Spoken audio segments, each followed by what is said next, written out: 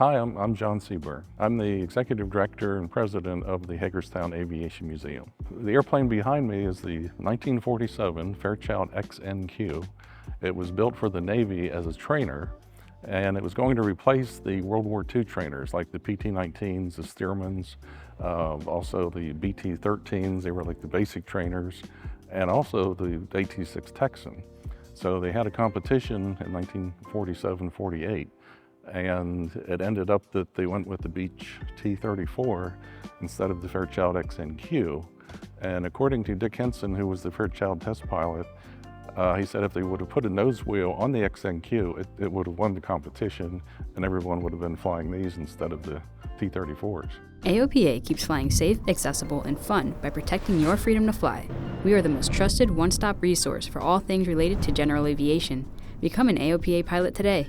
The XNQ, they only built 2 prototypes, and one was destroyed in a crash when they were testing. This one survived, but in pieces behind a hangar. It was given to the Civil Air Patrol many years ago. It went through a couple different hands after that. Don and Ann Pellegrino found out about it and really had a great love for this one-of-a-kind airplane. They spent 10 years restoring it, and after that they flew it to Oshkosh and a lot of the different fly-ins, air shows around the country. And even over that time, we got to know them in 1995. They were here. They actually flew this to Hagerstown in '95 for the air show here. And they always said to us, well, we would love to have our XNQ come home to Hagerstown, when that day comes. And that day was the 10th of June. This plane is about the same size as a Texan, but it's a little lighter, less horsepower.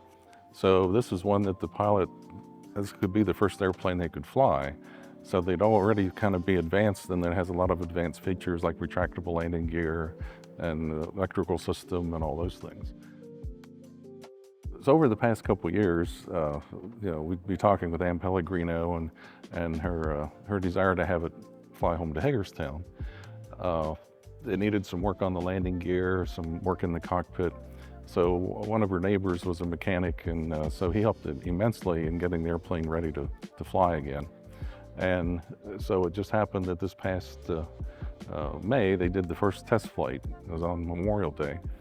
And it was Doug Rosendahl was the pilot, and he's flown many other different types of planes.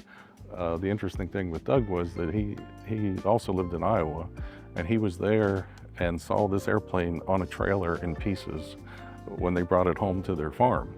And he told us the other day that he just wished someday he could fly this airplane. Well, decades later, here he is flying it home to Hagerstown. So he was just thrilled to be able to do that. We were thrilled to have him do it. His partner, Kim Hardin, she flew in the back seat and took pictures and video as they went along. So it was quite a day when it flew overhead, and we knew it was its last flight. And her wish was that we would preserve it and keep it, here in the hangar to share with people. And so it was quite an event.